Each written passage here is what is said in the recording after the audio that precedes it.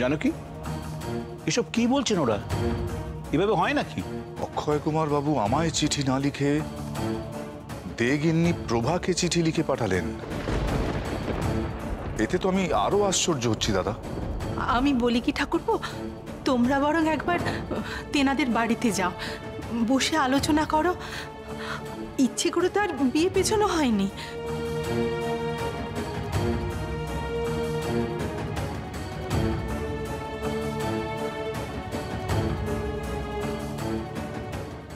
বড়দিদি, মাকে দেখে কিন্তু আমার পরিস্থিতি ভালো ঠেকছে না। তুমি একটু মাকে বোঝাও। রাগের বশে যদি সবাই মিলে একটা ভুল সিদ্ধান্ত নিয়ে ফেলি, তাহলে শরৎ আর বিভাবতীর কি হবে?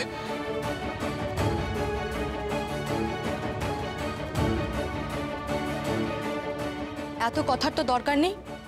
আমিও এসব মেনে নেব না। আপনি অক্ষয় বাবুকে একটা চিঠি লিখে জানিয়ে দিন, আমাদের ছেলেও ফেলনা নয়, আমরা আমাদের মেজ খোকার জন্য অন্য পাত্রী দেখব।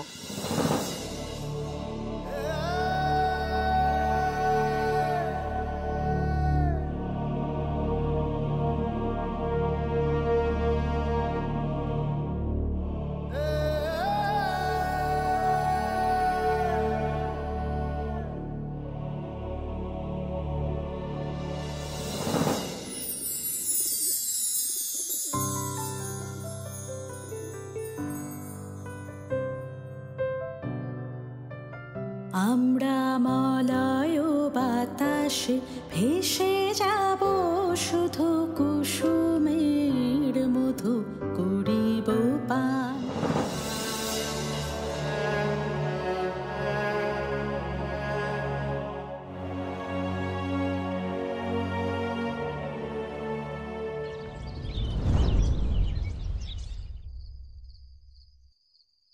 বড়দিদি, বড়দিদি, তুমি আমার কথাটা একবার শোনো। বড়দিদি, যা ঘটছে সেটা কিন্তু হতে দেওয়া যায় না। কি বলবো বলতো এখন? না, তোমাকে কিছু একটা করতে হবে। তুমি তো বুঝতে পারছো বড়দিদি যে এই ঘটনা যদি ঘটে তাহলে সেটা বিভাবতীর পক্ষে কতটা খারাপ হবে। কারণ বিভাবতী তো মনে মনে শরৎকেই। বড়দিদি, আমার খুব খারাপ লাগছে। এই ঘটনা আমার জন্য ঘটছে, এর জন্য আমি তাই বলো। এখন আমি কি করব বলতো সতীশ? মা তো সিদ্ধান্ত নিয়ে ফেলেছেন, শরতের সাথে বিভাবতীর বিয়ে উনি দেবেন না। আর মায়ের সিদ্ধান্ত তো জানিস, একবার নিলে সেটার পাল্টানো যায় না। এ নিয়ে কেউ আর কোনো কথা বলবে না। কিন্তু শরৎ, আমি বারবার বলছি বড়দাদা, বিয়ের ব্যাপারে মায়ের সিদ্ধান্তই শেষ কথা। এ নিয়ে আর কেউ কোনো আলোচনা করো না, মা খুব কষ্ট পাবেন। আর বিভাবতী? হ্যাঁ রে শরৎ, বিভাবতী কষ্ট পাবে না? মেয়েটার তো কোনো দোষ নেই ভাই। শরৎ, তুইও তো কষ্ট পাচ্ছিস, বল।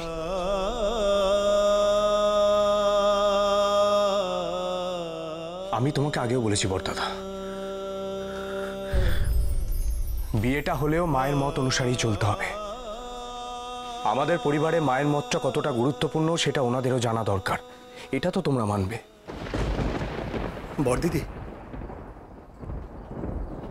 বড়দিদি, বিষয়টা এখন সম্পূর্ণ জেদাদিদির পর্যায়ে চলে গেছে। শরৎ মায়ের কথা ভেবে পিছিয়ে আসছে। আমি তো বুঝতে পারছি না এই পরিস্থিতির মধ্যে কে মাথা ঠান্ডা রেখে এই সমস্যার সমাধান করতে পারে বলো তো? কেউ না। বিয়েটা স্থির করেছিলেন মা বাবা, ওনারা যা ভালো বুঝবেন সেটাই হবে। শরৎ, শরৎ, শরৎ শোন। সতীশ, আমি তো বুঝতে পারছি না বিষয়টা কোন দিকে এগোচ্ছে, সত্যি বুঝতে পারছি না। এখন একটা জিনিসই দেখার, বিভাবতীর মায়ের চিঠির উত্তরে বাবা মশাই কি পদক্ষেপ নেন।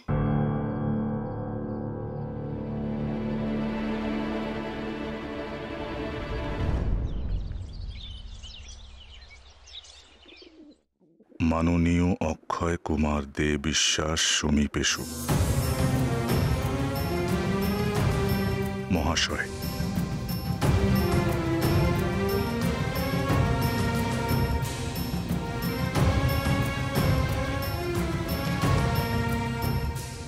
শুভ সুবি আজ নতুন স্কুলে যাচ্ছে। যাও বাবাকে প্রণাম করো।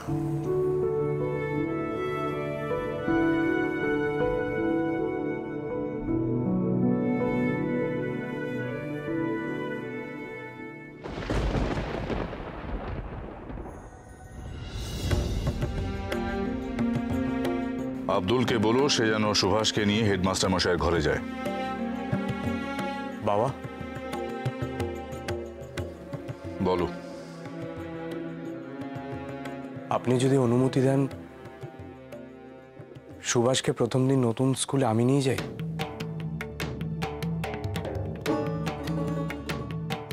শুনেছি র্যাভেনশাতে নতুন হেডমাস্টার এসেছেন।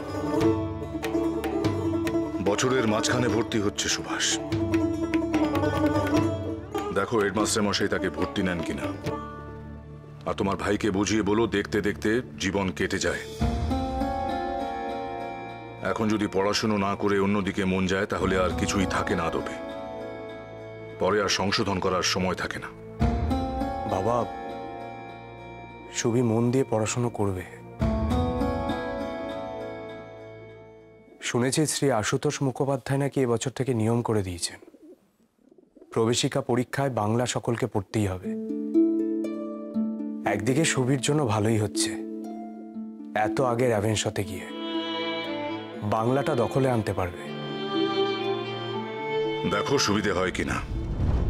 ওখানে গিয়েও যদি 5 দিকে মন থাকে তাহলে আর কি হবে। লেখাপড়া তো নিজেকেই করতে হবে। স্কুল সুবিধে করে দিলে আর কি হলো। আমাদের পরিবারের একটা নাম আছে শরৎ। সুভাষের সব দাদারা লেখাপড়ায় ভালো, এই কথাটা যেন ওর মনে থাকে। আর এই বয়সে তুমি যেমনটা ছিলে সেই শিক্ষাটাই দিও শরৎ। এখন তুমি যেমন আছো তেমনটা নয়। বলবো বাবা। সুবি আয়।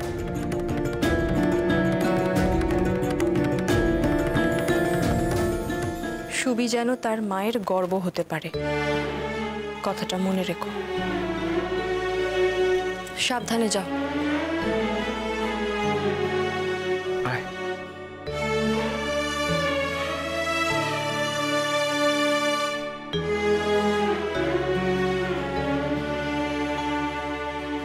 দুঃখা দুঃখা। সুভাষের সাথে কঠিন ব্যবহার করলাম বলে কষ্ট পেলে তো প্রভা? আমি এই কথাগুলো না বললে সুভাষ নতুন জায়গায় গিয়ে লেখাপড়ায় মন দিতে পারতো না। ওখানকার পরিবেশটা সম্পূর্ণ আলাদা। আমি শক্ত না হলে ওর মনে জেদ তৈরি হতো না প্রভা।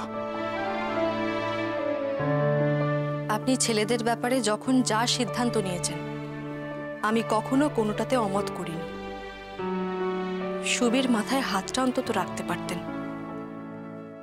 তাহলে ওর পড়াশোনার জেদ কমতো কিনা জানি না, তবে মনের সাহস পেত।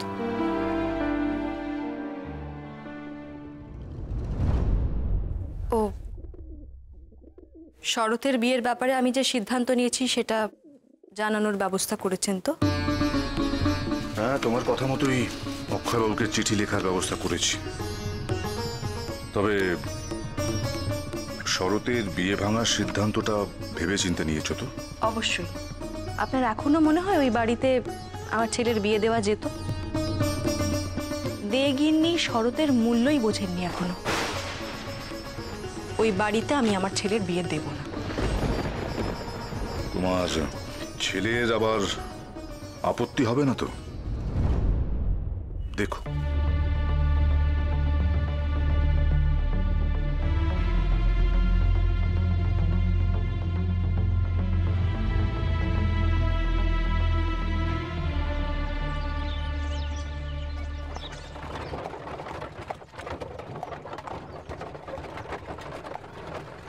আর তোমার ভাইকে বুঝিয়ে বলো, দেখতে দেখতে জীবন কেটে যায়। এখন যদি পড়াশুনো না করে অন্যদিকে মন যায় তাহলে আর কিছুই থাকে না আদপে। পরে আর সংশোধন করার সময় থাকে না।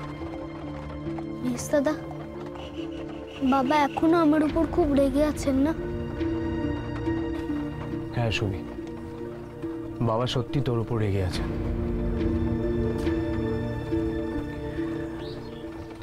তবে তুই পারিস বাবার রাগ ভাঙাতে। একটা উপায়ে বাবাকে খুশি করাতে পারিস। তুই এমন রেজাল্ট কর যাতে বাবা সব রাগ ভুলে যান। পিচ স্কুল থেকে র্যাভেনশাতে এসে তুই যে কোনো ভুল করিসনি সেটা প্রমাণ করতে হলে তোকে ফার্স্ট হতে হবে। তবেই দেখবি বাবা তোকে বুঝবে। বাবু স্কুল আসি গলা। চল ছবি, স্কুল এসে গেছে, আয়।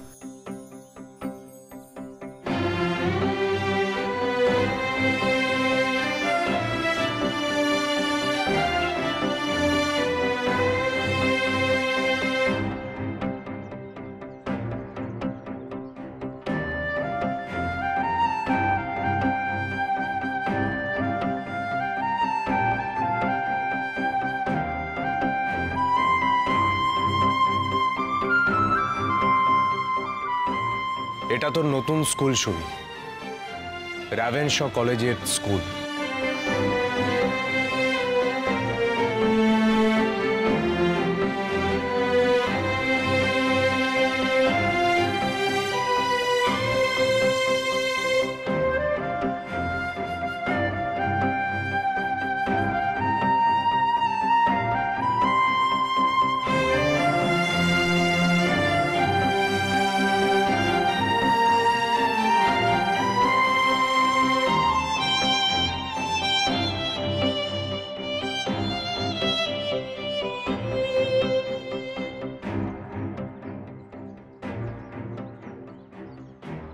এই গোপাল, ভূমিরার থেকে না খাবারের বাক্সটা নে, ওতে লুচি আছে। চল চল চল চল চল চল।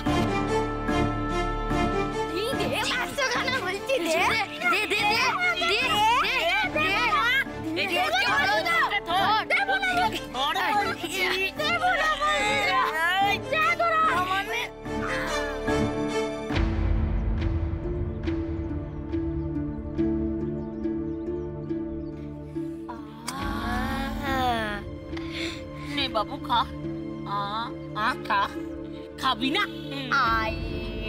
বাবা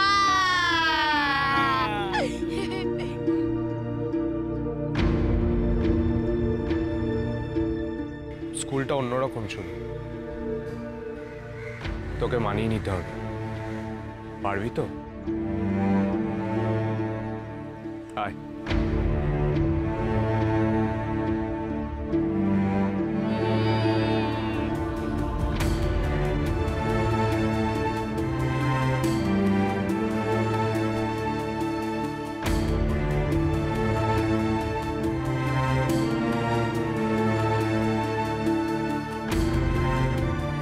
ছবি, আমার হাতটা ছাড়।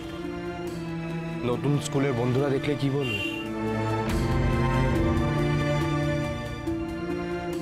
দাদা, সবাই আমার দিকে ওইভাবে তাকিয়ে আছে কেন? বছরের মাঝে স্কুলে এলে এইভাবেই সবাই তাকিয়ে থাকে। কথা বলিস না, আমার পেছনে। এ নন্দ, দেখ দেখ, এ কোন সাহেব বাড়ির ছেলে রে? জুতোখানা একবার দেখ।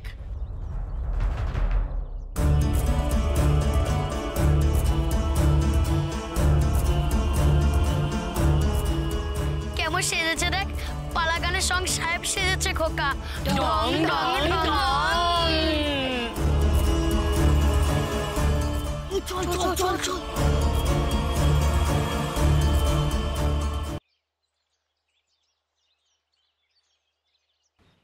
ছবি,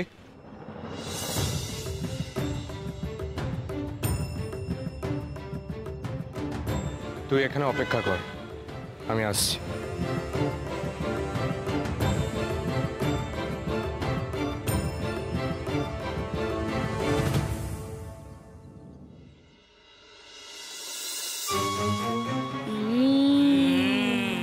হুশ হুশ হুশ, এই যাও, হুশ হুশ হুশ।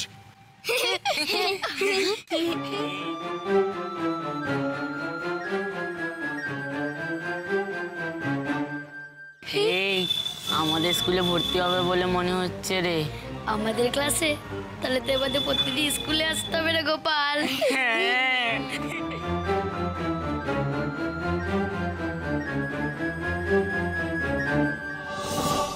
আসতে পারি স্যার? আসুন।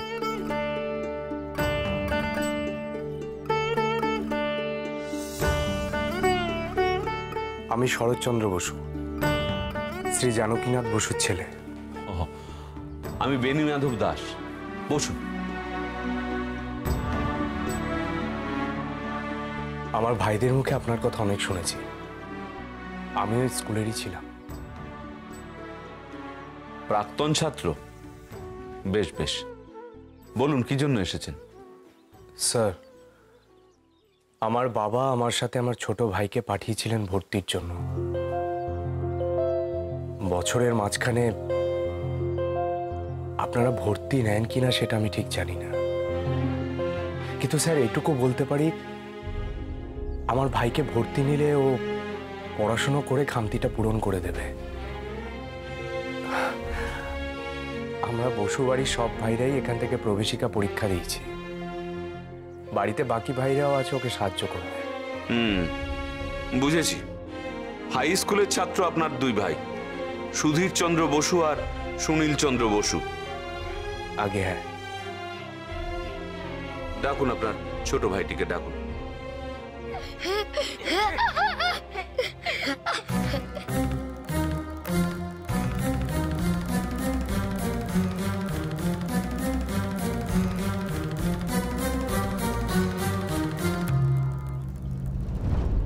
গজ গজ গজা।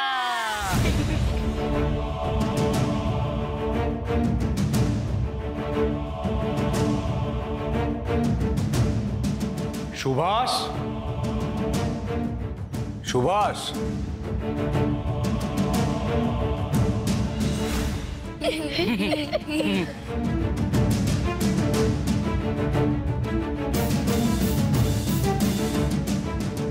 এই রে, চলে গেল তো।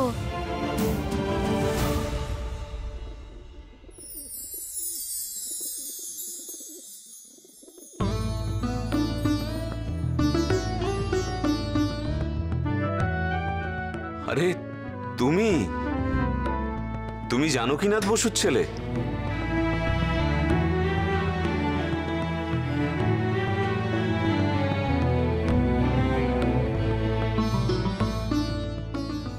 বাড়ি যাও,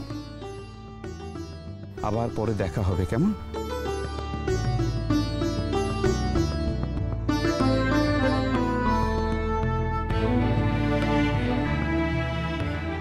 থাক থাক থাক থাক থাক। তাহলে দেখা হয়েই গেল তো? কি যেন নাম তোমার? আগে সুভাষচন্দ্র বসু। বেশ, মানুষের মতো মানুষ হও।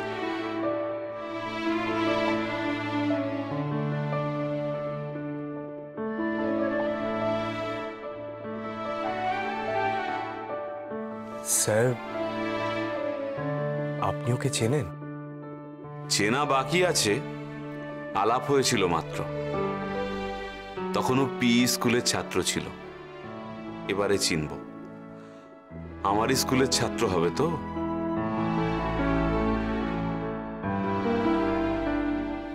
স্যার, সুভাষ তাহলে? জানকীনাথ বাবুকে বলবেন চিন্তা না করতে। ধন্যবাদ স্যার। আপনি এবার আসতে পারেন। আমি সুভাষকে ক্লাসে পাঠানোর ব্যবস্থা করি। কি সুভাষ, বছরের মাঝখান থেকে ক্লাস শুরু করছো, খুব পরিশ্রম করতে হবে, পারবে তো? আগে পারবো। তবে আমি চলি স্যার। আসুন। আসি।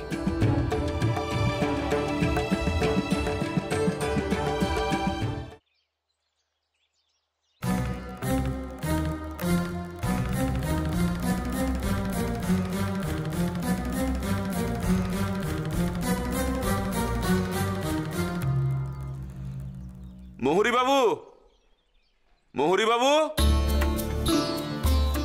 আজ্ঞা মাস্টারমশাই। ওকে 4th ক্লাসে নিয়ে যান, আর ফর্মটা ভর্তি করে নেবেন। ও সুভাষ, সুভাষচন্দ্র বসু, জানকীনাথ বসুর ছেলে। আজ থেকে র্যাভেনশ কলেজিয়েট স্কুলে ভর্তি হলো। এসো এসো এসো।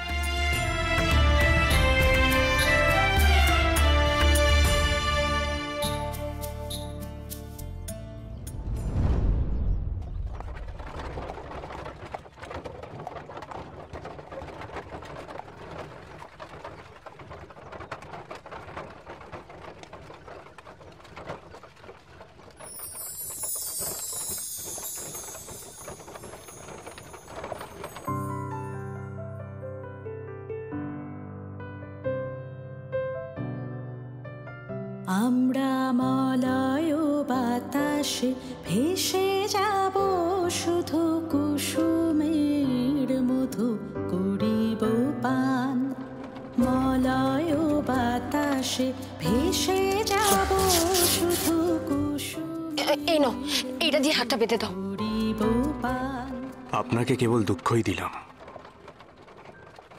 কিন্তু আমিও যে বাড়ির রীতিনীতির ঊর্ধ্বে নই। চিঠিখানা নিশ্চয়ই এতক্ষণে পৌঁছে গেছে বিভাবতীদের বাড়িতে। কি হচ্ছে সেখানে কে জানে। নিশ্চয়ই আমাকে সবাই ভুল বুঝছেন, বিভাবতীও।